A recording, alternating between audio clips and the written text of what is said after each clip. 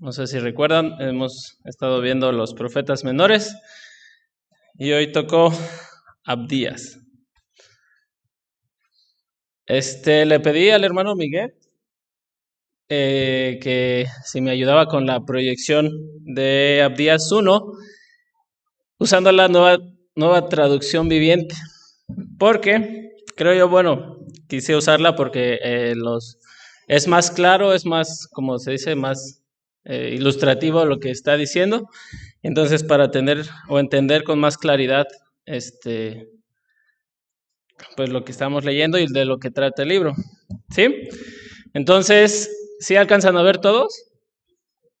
Ok, ¿listos? Entonces vamos a dar lectura al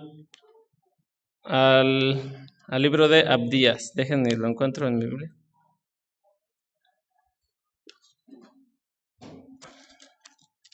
¿Cuántos sabían que existía Abdías en la Biblia?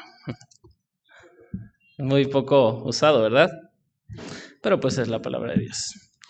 ¿Listos? Entonces vamos a leer el capítulo. Solo es un capítulo. De hecho, es el libro más corto del Antiguo Testamento, entonces con un capítulo y 21 versículos. Entonces, les invito a ponerse de pie y lo vamos a leer. ¿Listos? A la cuenta de... Bueno, vamos a leerlo alternadamente. Yo el 1, ustedes el 2 y el 3, yo el 3 hasta el último lo leemos todos. Ok, dice entonces así la palabra de Dios.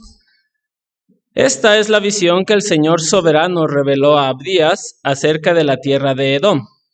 Hemos oído un mensaje del Señor, que un embajador fue enviado a las naciones para decir: prepárense todos, convoquemos a nuestros ejércitos y ataquemos a Edom. ¿Ustedes el 2? Te haré pequeña. Has sido engañada por tu propio orgullo, porque vives en una fortaleza de piedra y haces tu morada en lo alto de las montañas. ¿Quién puede tocarnos aquí en las remotas alturas? Te preguntas con arrogancia. Pero aunque te remontes tan alto como las águilas y construyas un nido entre las estrellas, te haré caer estrepitosamente, dice el Señor. Si vinieran ladrones en la noche y te robaran, ¿qué desastre te espera? No se llevarían todo. Los que cosechan uvas siempre dejan unas cuantas para los pobres, pero tus enemigos te aniquilarán por completo.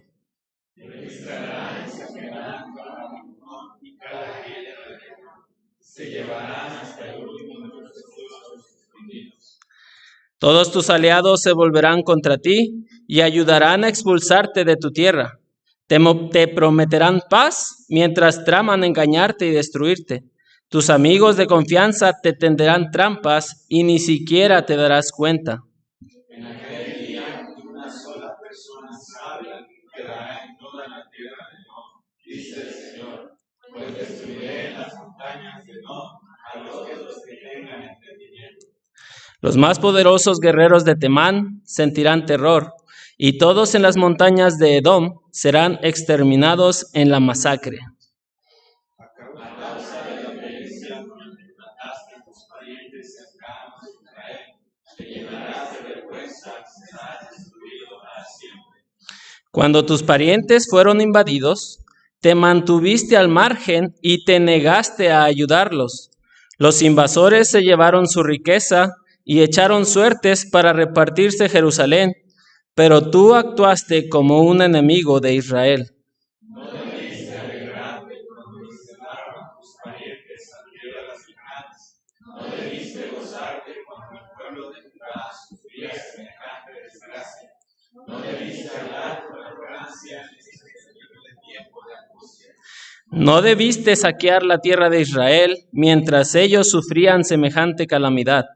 No debiste regodearte de su destrucción mientras sufrían semejante calamidad.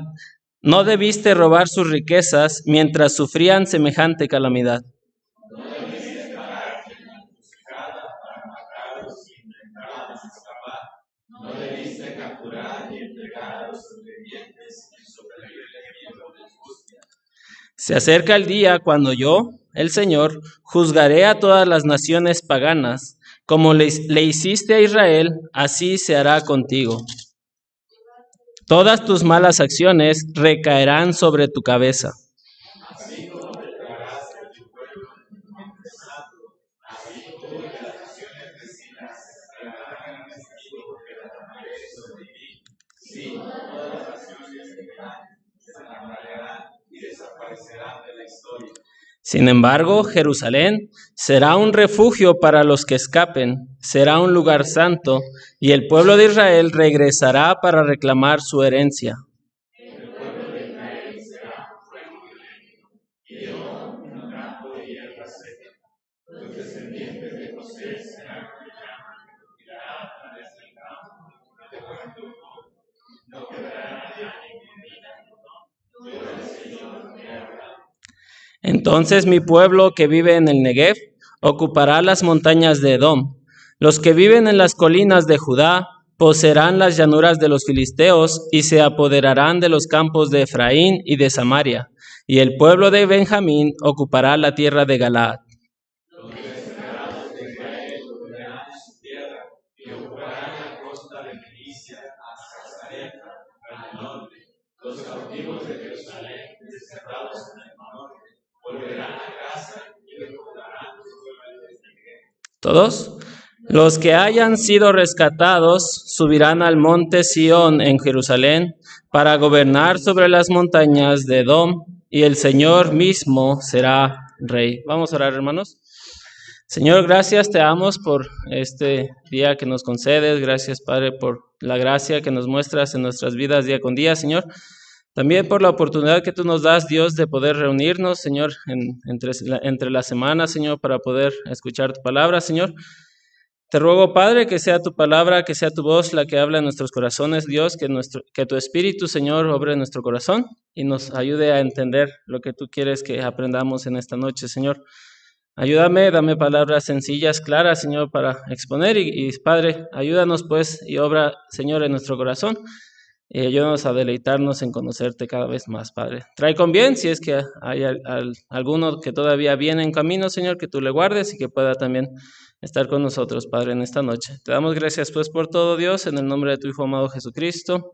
Amén. Pueden tomar su lugar, hermanos. Entonces, si pudieron notar, esto es un juicio contra la nación de Edom o contra los edomitas. ¿Quiénes eran los edomitas? Los edomitas eran los descendientes de Jacob, de Esaú, perdón, que era hijo de Jacob, hermano gemelo de... No, sí, era hijo de Isaac, hermano gemelo de Jacob. Eso lo podemos ver en Génesis 36, 43, bueno, donde menciona la genealogía de Edom, y aparte dice que los edomitas eran descendientes de Esaú. Ok.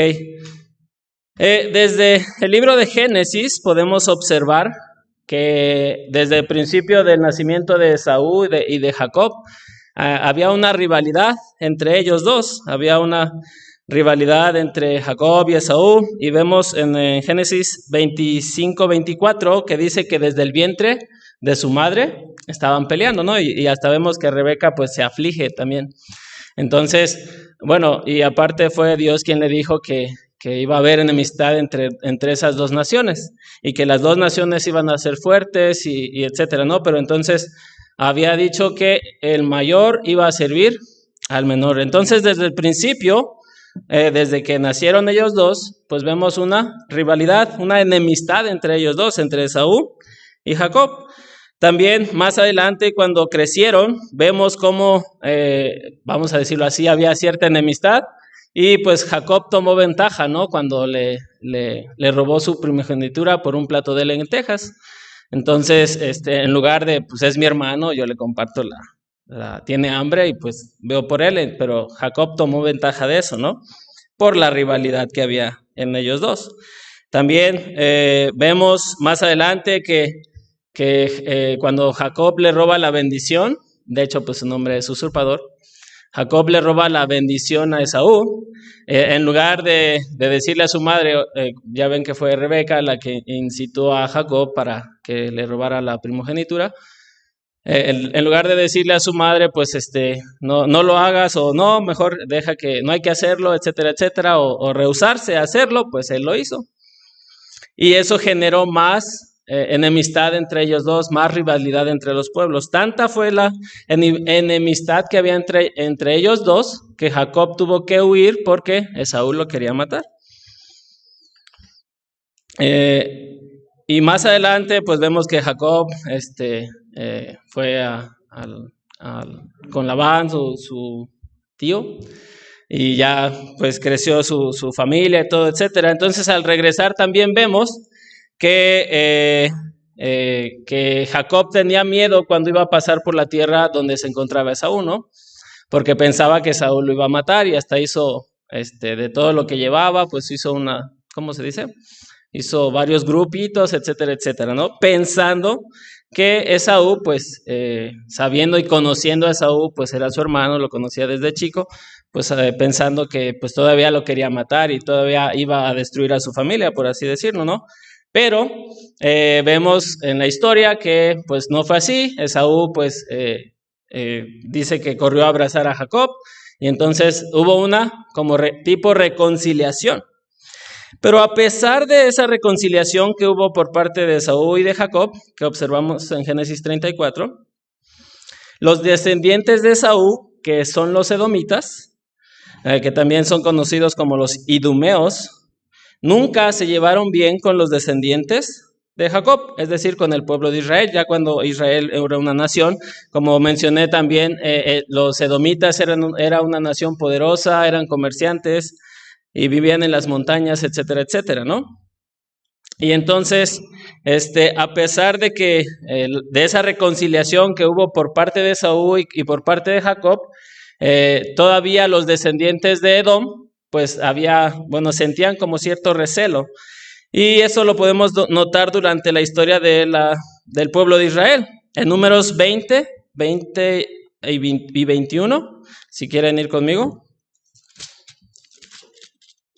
Ahí observamos, lo voy a leer, Números 20 y 21.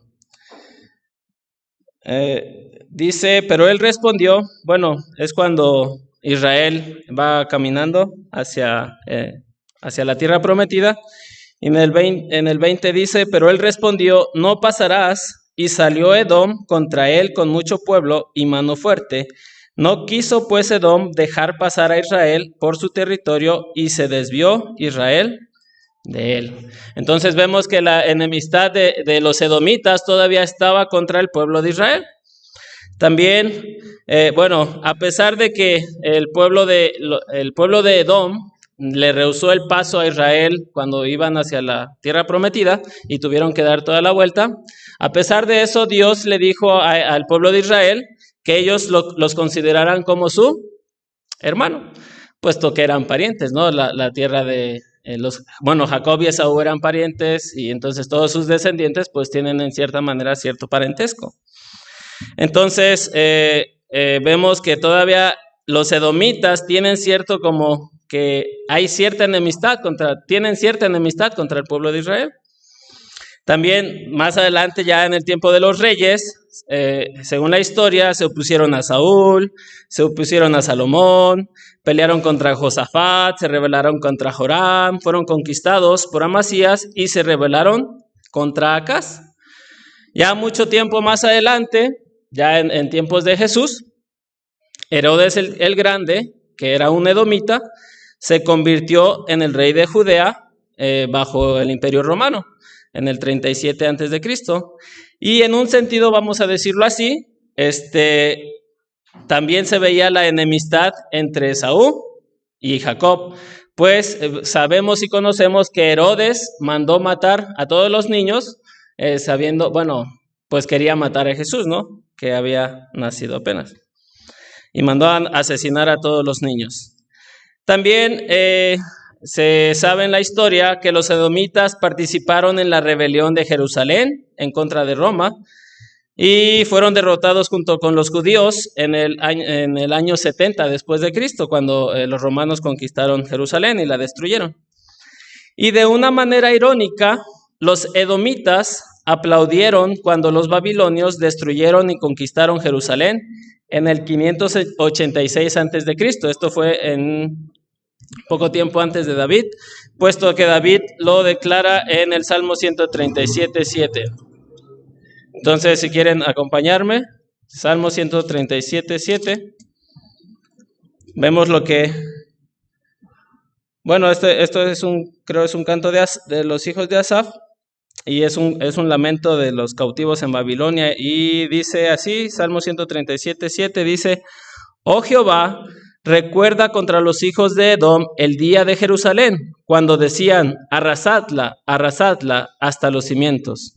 Entonces, vemos que hemos estado observando que los edomitas pues tienen cierto enemistad, cierto odio contra el pueblo de Israel, y cuando los babilonios fueron a conquistarlos, pues como que los alentaron, ¿no?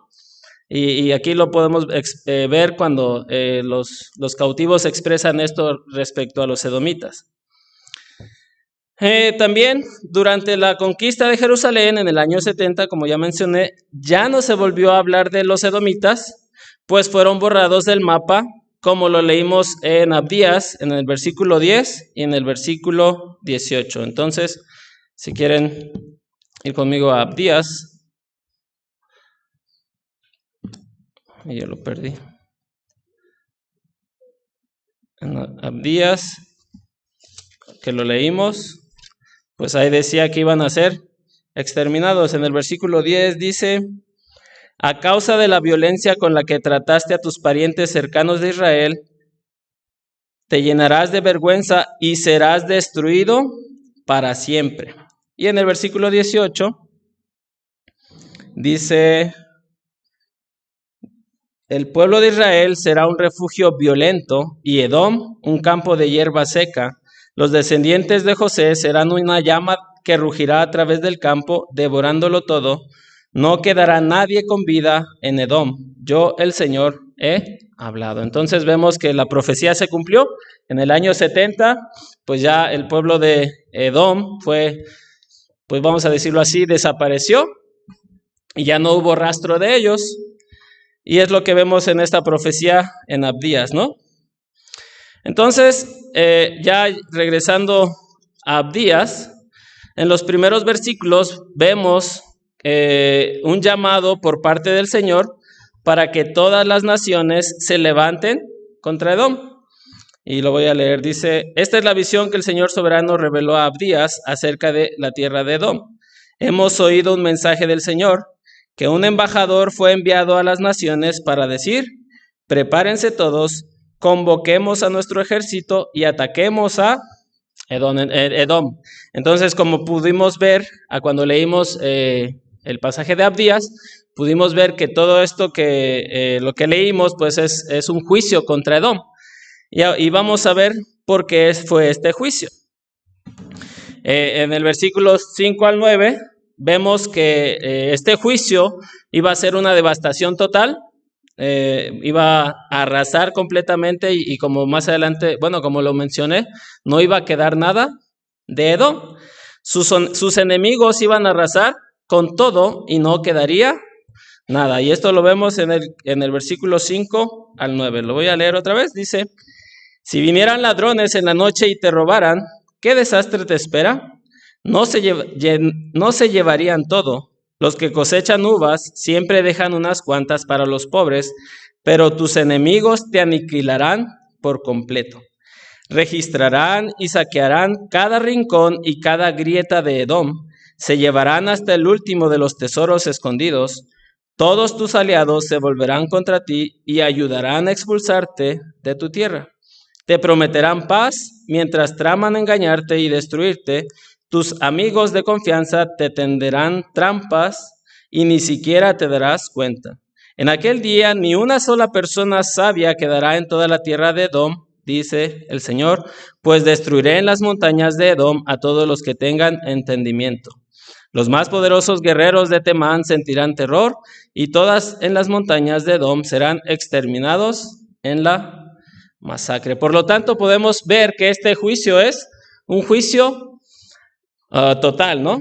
Que iba a arrasar por completo. Y aún, bueno, lo que me llama la atención es en el versículo donde dice que cuando cosechan uvas, normalmente dejan uvas para los pobres, pero en este caso no iban a dejar nada, es decir, iban a arrasar por completo a esta tierra de Edom.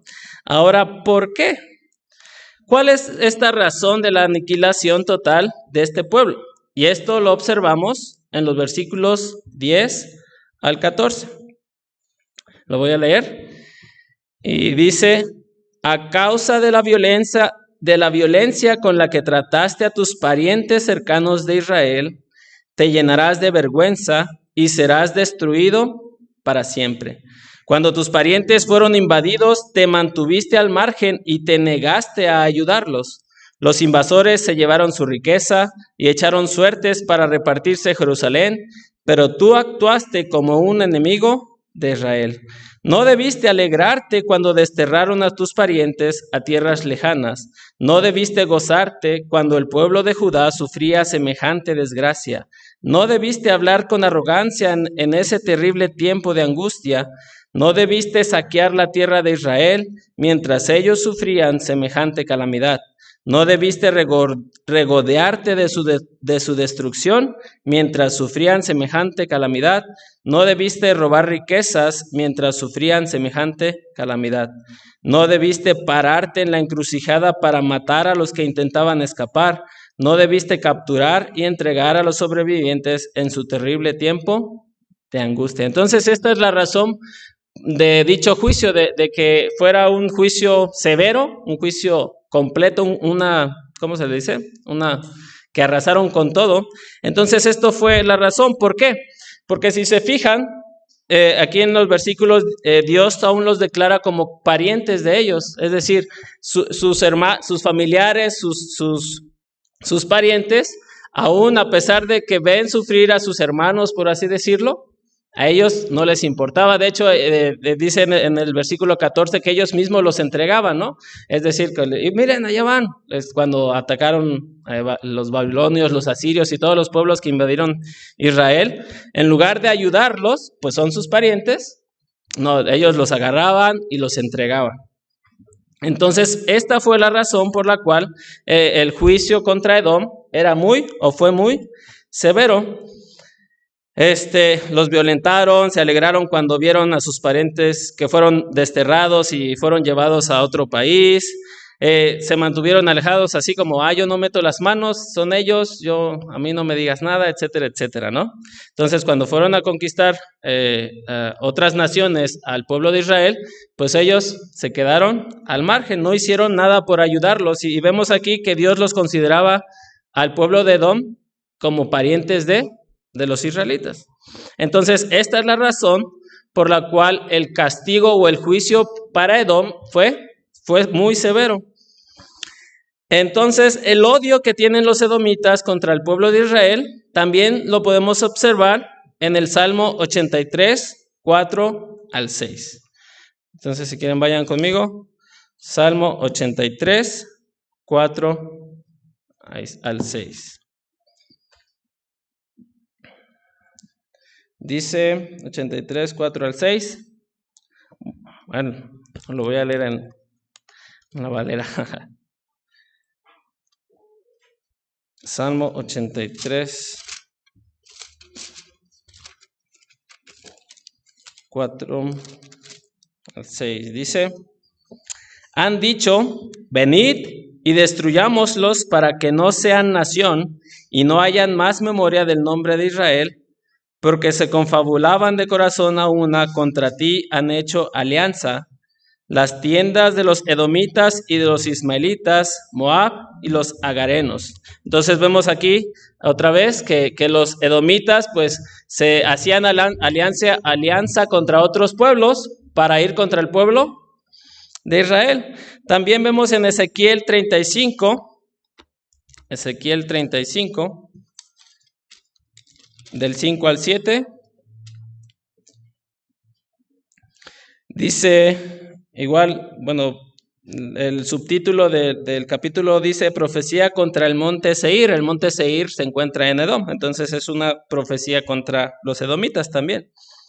Ezequiel 35, 5 al 7 dice, por cuanto tuviste enemistad perpetua y entregaste a los hijos de Israel al poder de la espada en el tiempo de su aflicción, en el tiempo extremadamente malo. Por tanto vivo yo, dice Jehová el Señor, que a sangre te destinaré y sangre te perseguirá, y porque la sangre no aborreciste, sangre te perseguirá. Y convertiré al monte de Seir en desierto y en soledad, y cortaré de él al que vaya y al que venga. Y entonces vemos vemos aquí en el versículo 5 que dice que tuvieron una enemistad perpetua. Y como lo mencionó al principio, la enemistad de los edomitas contra el pueblo de Israel, sí, cuando vimos lo de las fechas del año 586, cuando conquistaron los babilonios, y hasta el 70, más o menos son como 600 años. Entonces, todos esos años, el pueblo de Edom siempre se veía esa enemistad, se veía esa rivalidad contra el pueblo de Israel. También en Jeremías 49 hay una profecía contra Edom, en Isaías 34 y en Isaías 63. Una profecía semejante como la que vimos en Abdías, donde pues el Señor, usando a los profetas, menciona que iba a destruir a los edomitas, etcétera, etcétera. Entonces, ¿por qué todo esto? Pues por ¿cómo se dice? La enemistad, por la rivalidad y por el odio que sentían los edomitas hacia el pueblo de Israel. Y por último, ya regresando otra vez en Abdías, vemos ya que es el versículo 15 en adelante, pues ya vemos que es palabras de aliento en cierto sentido para el pueblo de Israel, diciendo que Dios iba a tomar venganza de sus enemigos. En el versículo 15 dice, se acerca el día cuando yo, el Señor, juzgaré a todas las naciones paganas, como le hiciste a Israel, así se hará contigo. Y todas las demás, los demás versículos pues mencionan esto respecto a que, como ya mencioné en Joel, como vimos en Joel, respecto al día del Señor. ¿Qué es el día del Señor? El día del Señor es día de juicio para todas las naciones, incluidas también los edomitas. Ok.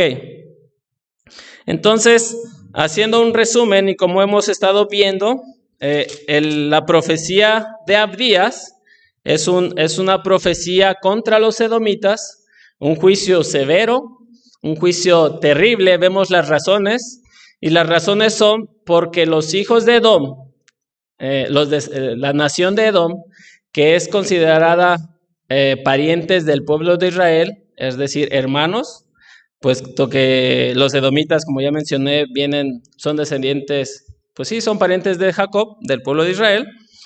Entonces, vemos que ellos pues se alejaron, ¿no? Y les tenían cierto odio. Entonces, por esa razón viene esta profecía de Abdías. Entonces, ¿qué podemos ver en este pequeño libro que pues es de un solo capítulo?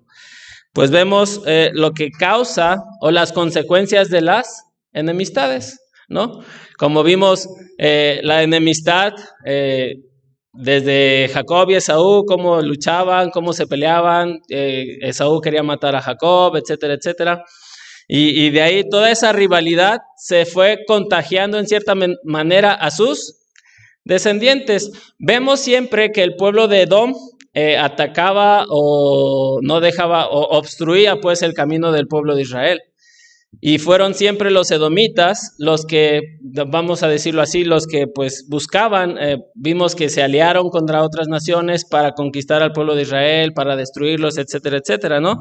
Entonces, la mayoría de las ocasiones era el pueblo de Edom los que buscaban pleito o buscaban, pues sí, en cierta manera pleito contra los israelitas, y vimos que les obstruyeron el paso cuando iban hacia la tierra prometida, etcétera, etcétera. Entonces, vemos que les tenían cierto odio, y ese odio vimos que tenía mucho tiempo, ¿no?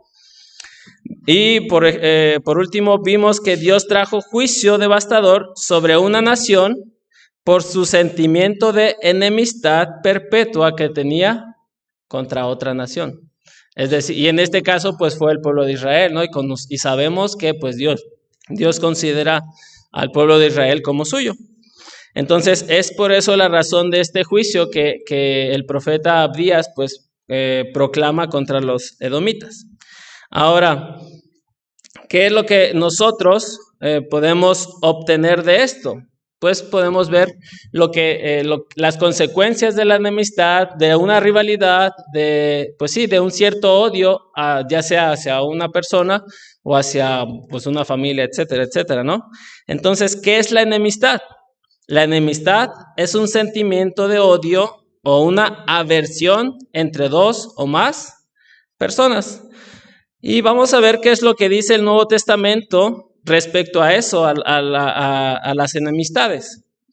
¿Qué es lo que nos dice Dios a nosotros cristianos del siglo XX? ¿En qué siglo estamos? ¿21 o 22? ¿21? Ok, a nosotros cristianos del siglo XXI. En cuanto a las enemistades, pues vimos aquí en Abdías que habla de esa enemistad que tenía el pueblo de Edom contra el pueblo de Israel, y vimos lo que lo generó, ¿no? Que un juicio severo por parte de Dios. Les invito a que vayan conmigo a Mateo 5, 43 al 45. Y dice así. Recuerden, vamos a ver lo que dice el Nuevo Testamento respecto a las enemistades. Oísteis que fue dicho, amarás a tu prójimo y aborrecerás a tu enemigo. Pero yo os digo, amad a vuestros enemigos, bendecid a los que os maldicen, haced bien a los que os aborrecen y orad por los que os ultrajan y os persiguen. El mundo dice, no, pues está bien tenerle cierto odio a tus enemigos, ¿no? Pues ellos te odian, ellos son tus enemigos, pues tú también tienes que tener cierto odio. Pero aquí vemos que Cristo en el Sermón del Monte dice que aún debemos de amar a nuestros enemigos. Amad a vuestros enemigos, bendecid a los que os maldicen y haced bien a los que os aborrecen y orad por los que os ultrajan y os persiguen. Entonces, en lugar de buscar el mal hacia quien nos hace el mal, sino de hecho dice que y oremos, ¿no? Por ellos, es decir, aunque Dios les bendiga a ellos. Entonces, eso es lo que nos dice Cristo. También vemos en 1 de Juan 4, 7 al 8, que dice, amados, amémonos unos a otros, porque el amor es de Dios. Todo aquel que ama es nacido de Dios y conoce a Dios. El que no ama no ha conocido a Dios, porque Dios es amor. Entonces, la enemistad es la antítesis del carácter perfecto de Dios. ¿Y cuál es el carácter perfecto de Dios en este caso? El amor, porque dice que Dios es amor. Entonces nosotros debemos demostrar el carácter de Cristo en nuestras vidas y debemos demostrar amor hacia nuestros enemigos, hacia aquellos que tenemos rivalidad o que hay una cierta rivalidad o hay cierta enemistad entre nosotros, ¿no? Bueno, entre ambos. También observamos en Gálatas 5:19 que dice, y manifiestas son las obras de la carne, que son adulterio, fornicación, inmundicia, lascivia, idolatría, hechicerías, enemistades, pleitos, celos, iras, contiendas, disensiones, herejías, envidias, homicidios, borracheras, etcétera, etcétera. Entonces, las enemistades, los pleitos, el egoísmo es parte de las obras de la carne. Y sabemos que nosotros no debemos de participar en esas obras o no debemos de que esas obras sean parte de nuestra vida. Y pues las enemistades pues son obras de la carne. De hecho te decía pleitos, celos, iras, contiendas, todas esas cosas que tienen que ver con la enemistad, con la rivalidad, con cierto odio hacia ciertas personas, pues no debe de estar en nuestra vida, pues son frutos de la carne. Dice más bien, debemos demostrar el fruto del Espíritu, ¿no? Que es amor, gozo, paz, paciencia, benignidad, bondad, fe, mansedumbre Templanza. Otro caso también de enemistad lo podemos ver en 1 Corintios 6, cuando el apóstol Pablo condenó la actitud que tenían los corintios. Lo voy a leer. Dice así: ¿Osa alguno de vosotros, cuando tiene algo contra otro, ir a juicio delante de los injustos y no delante de los santos? El versículo 6. Para avergonzaros lo digo. Pues ¿qué? ¿No hay entre vosotros sabio ni aún uno que pueda juzgar entre sus hermanos? Versículo 6.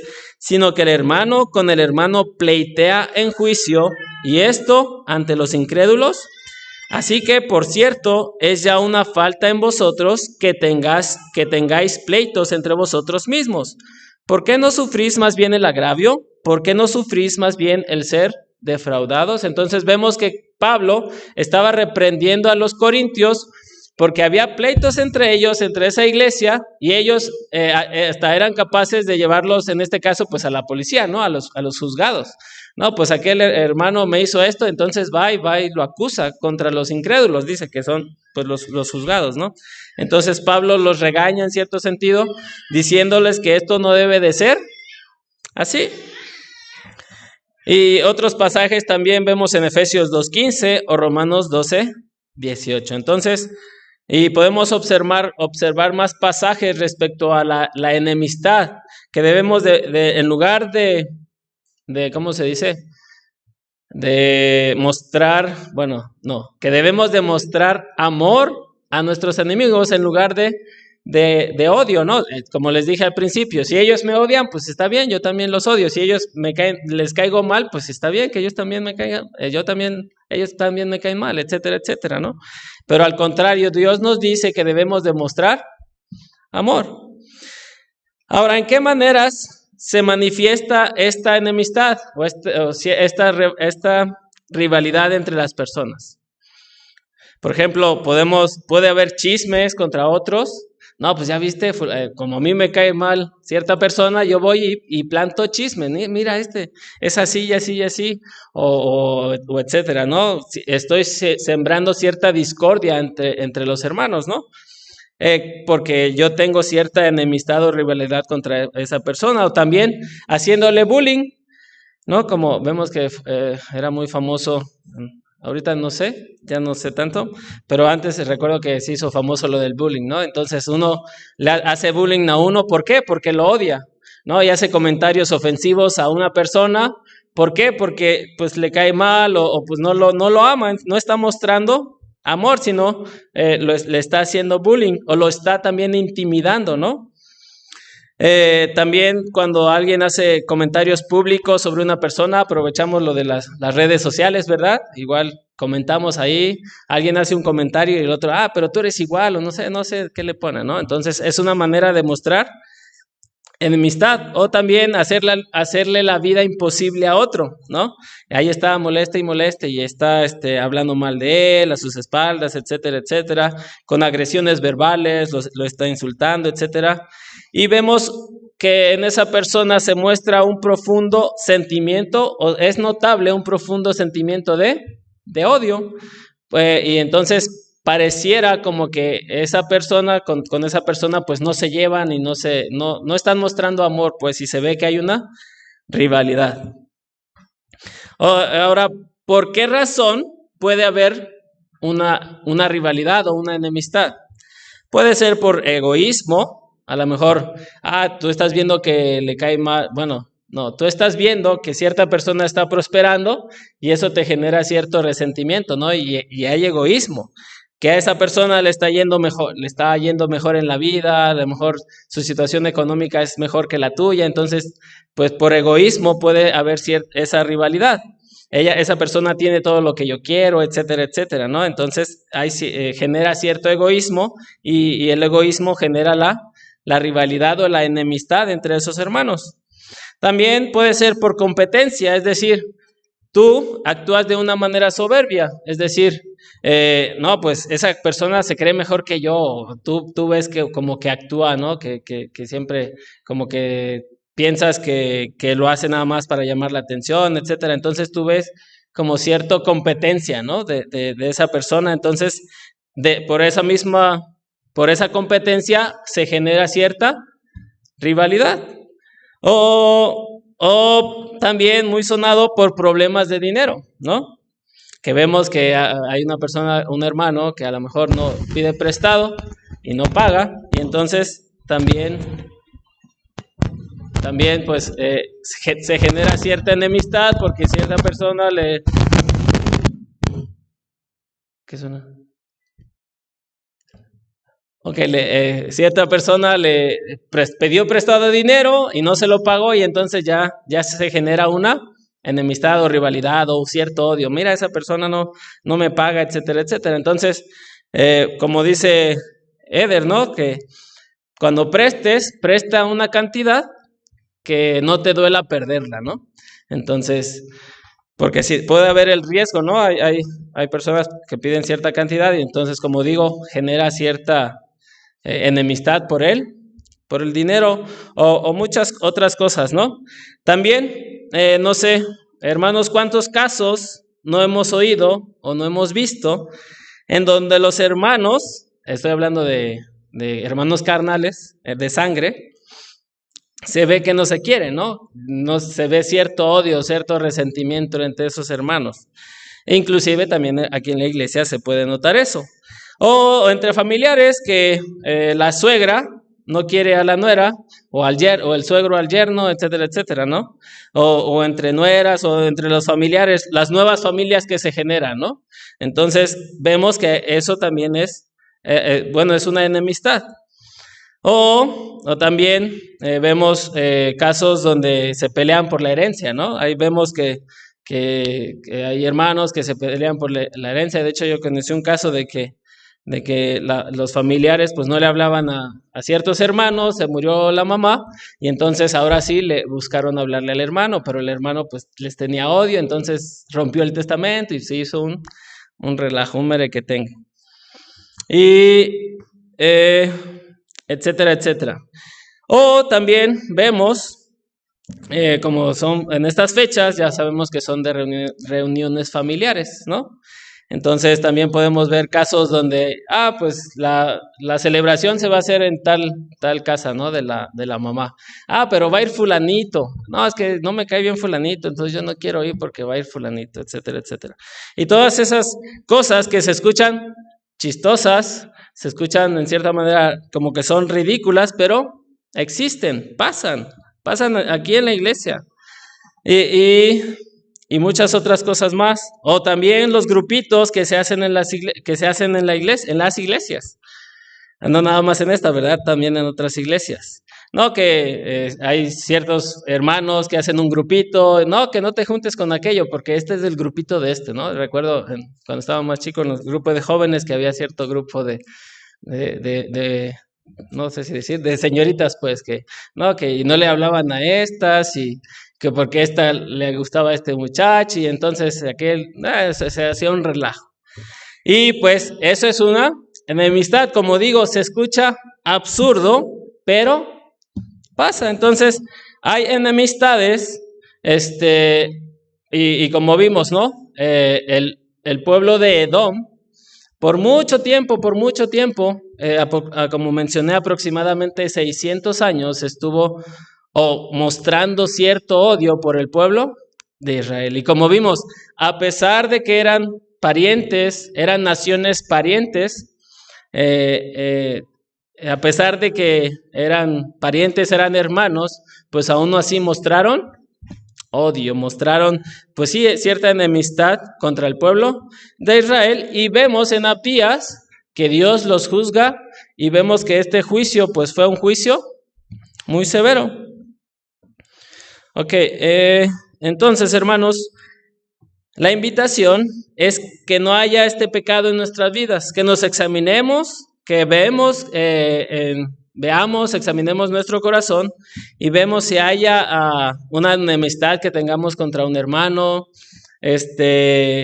o contra un familiar, etcétera, etcétera, y que arreglemos cuentas con Dios, como vemos en Mateo 5, 23 y 24, que dice, lo voy a leer: Por lo tanto, si presentas una ofrenda en el altar del templo y de pronto recuerdas que alguien tiene algo contra ti, deja la ofrenda allí en el altar, anda y reconcíliate con esa persona.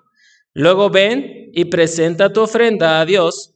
Cuando vayas camino al juicio con tu adversario, resuelvan rápidamente las diferencias.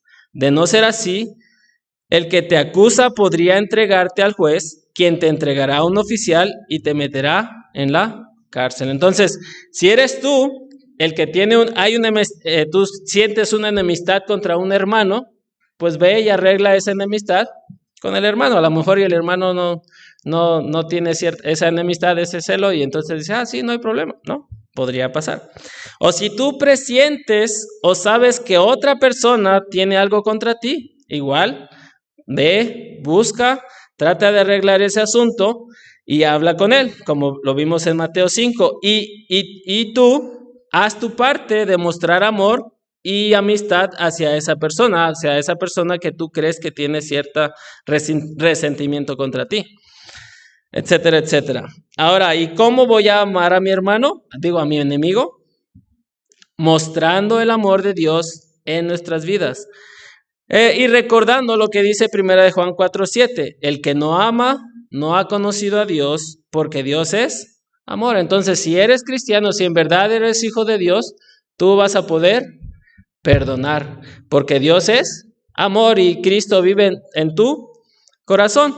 Además, también podemos recordar, para amar a nuestro enemigo, ¿cómo voy a amar a mi enemigo? Pues mostrando el amor que Dios tuvo para conmigo. Nosotros éramos enemigos de Dios y aún así Dios murió por nosotros y se ofreció a sí mismo en nuestro lugar. Esto lo dice Romanos 5:10. Dice, porque si siendo enemigos fuimos reconciliados con Dios por la muerte de su Hijo, mucho más estando reconciliados seremos salvos por su vida. Entonces, ¿cómo amar a mi enemigo? Pues recordando el amor que tuvo Cristo por mí y recordando que Dios es amor y que yo debo demostrar el carácter de Dios y de Cristo en mi vida y pues dejándolo en las manos de Dios. Entonces, hermanos, no permitamos que venga el juicio de Dios a nuestras vidas por estas enemistades, porque Dios no las considera como algo ligero. Y ya lo vimos en Abdías, ¿no? Que el juicio contra los edomitas pues fue un juicio severo.